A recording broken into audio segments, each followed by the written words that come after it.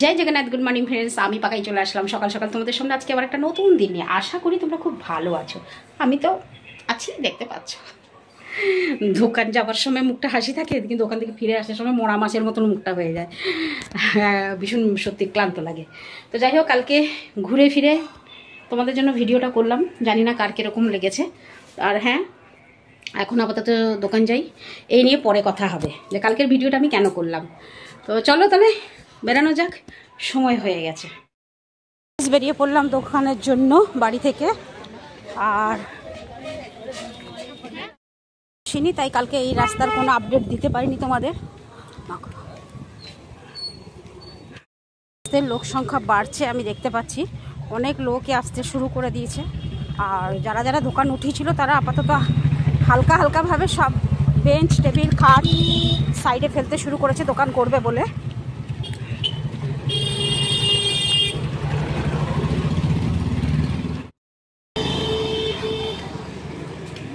মোটামুটি যারা দোকান বাজার সব উঠিয়ে দিয়েছিল একটা একটা করে খাট ফেলতে শুরু করলো এখানে মানে ছোট্ট মোট্ট করে দোকান করবে ওরা রাস্তা তো অবধি হয়েছে ব্যাস ছোট্ট মোটো করে ওরা দোকান করতে শুরু করবে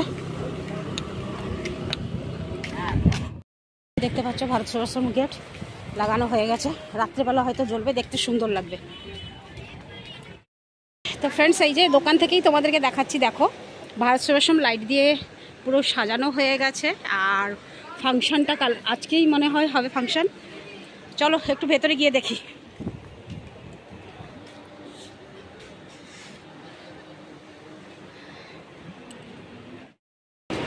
তো এই যে দেখো চারিদিকে এখন পুরো লাইট দিয়ে সাজানো হয়ে গেছে বাহাদুর আজ রাত্রে প্রোগ্রাম কি আজ রাত্রে প্রোগ্রাম আজকে রাত থেকেই শুরু হবে ফাংশন রাত্রেবেলা তো অবশ্যই তোমাদের দেখাবো 4টার সময় স্টার্ট হবে আজকে কি হবে ও ডান্স আছে আচ্ছা লাঠি খেলা হবে আচ্ছা আচ্ছা লাঠি খেলা তো পরে হয়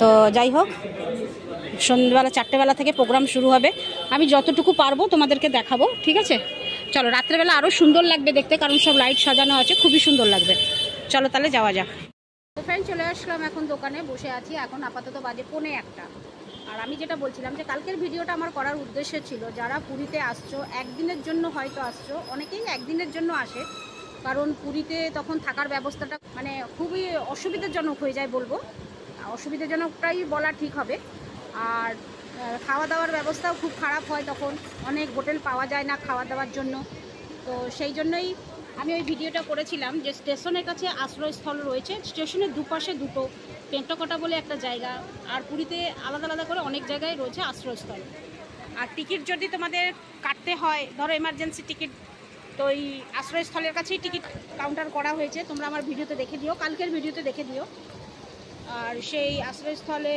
পাবে তোমরা টিকিট পেয়ে যাবে আর খাওয়া দাওয়া যারা একদিনের দুদিনের জন্য আসছে মানে ধরো সকালবেলা এসে পুরী পৌঁছালে ভিডিও করবে বলে বা তার আগের দিন 26 তারিখ দিন রাত্রেবেলা এসে পৌঁছালে ভিডিও করবে বলে তারা হয়তো বা রথ দেখবে বলে তারা স্টেশনের কাছে আশ্রয়স্থলে থেকে যাবে খাওয়া দাওয়া ওখানেই আছে কিনেও খেতে পারো আর ফ্রি খাওয়া দাওয়াও দিচ্ছে অনেক জায়গায় আর ওটা হয়ে গেলে তারপরে তোমরা সারাদিন হয়তো ঘুরে ফিরে ভিডিও করলে রাত্রেবেলা আবার ট্রেনে চাপলে চলে আসবে এইটাই হচ্ছে কথা অনেকের সুবিধার জন্যই আমি ওটা করেছি আর ব্যারিকেড তো চারিদিকে ব্যারিকেড বাঁধা শুরু হয়ে গেছে আর ভারত সেবাশ্রমের প্রোগ্রাম তো আজকেই শুরু হবে তো যাই হোক জানি না কারা কারা এটা মানে কার কার জন্য এটা খুব ভালো হলো অনেকেই আমাদের ইউটিউবাররা অনেকেই আসবে ভিডিও করতে আমি জানি তোমরা চাইলে সেদিনকে রাত্রেবেলা না ফিরলেও ওই আশ্রয়স্থলে গিয়ে তোমরা বিশ্রাম নিতে পারো ফ্যানের ব্যবস্থা জলের ব্যবস্থা সব আছে তো আশা করি তোমাদের এটা খুব ভালো লাগবে আমার যারা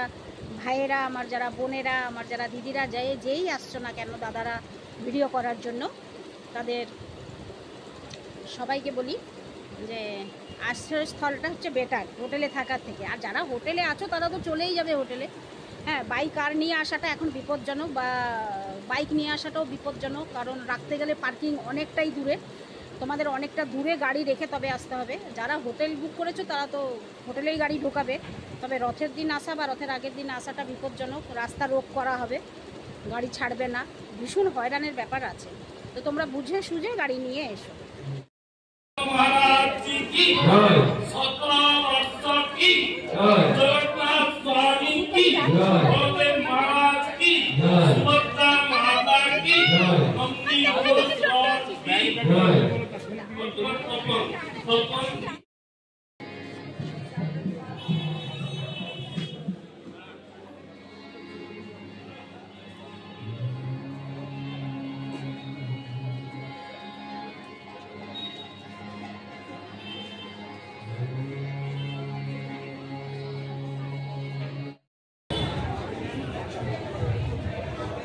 চিরঞ্জীবী দীক্ষিত, রুদ্রনারায়ণ সাহু ପ୍ରତିବର୍ଷ ଆମ ବିଦ୍ୟାଳୟରେ ଗତ ବାର୍ଷିକ ପରୀକ୍ଷାରେ ଚିରଞ୍ଜୀବୀ ଦୀକ୍ଷିତ ସପ୍ତମ ଶ୍ରେଣୀ ବାର୍ଷିକ ପରୀକ୍ଷାରେ ସବୁଠାରୁ ଅଧିକ ନମ୍ବର ରଖିକି ଏହି ରନିଂ ଶିଳ୍ପୀ ସୁଚିତ୍ରା ରଥ ମେମୋରିଆଲ ଟ୍ରଫି 2025 ଗ୍ରହଣ କରୁଛନ୍ତି। চিরঞ্জীবী দীক্ষিত জোরদার তালি দিও।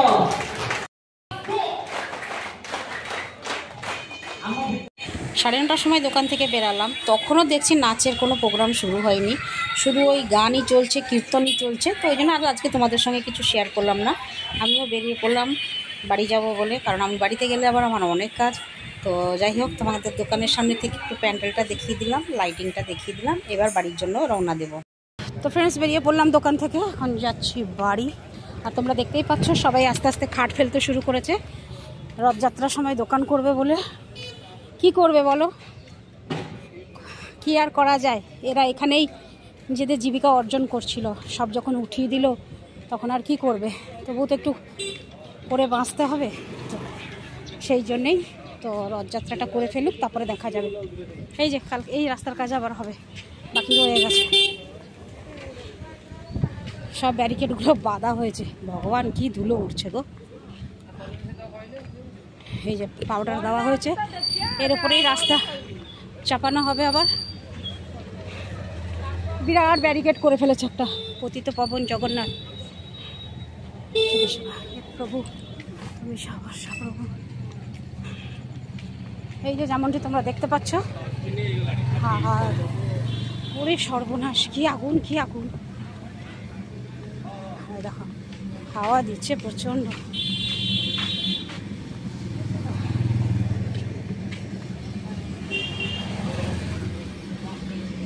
গন্ধ গন্ধ এমনটাই গন্ধ এদের এখানে, বাপ রে বাপ। দেখো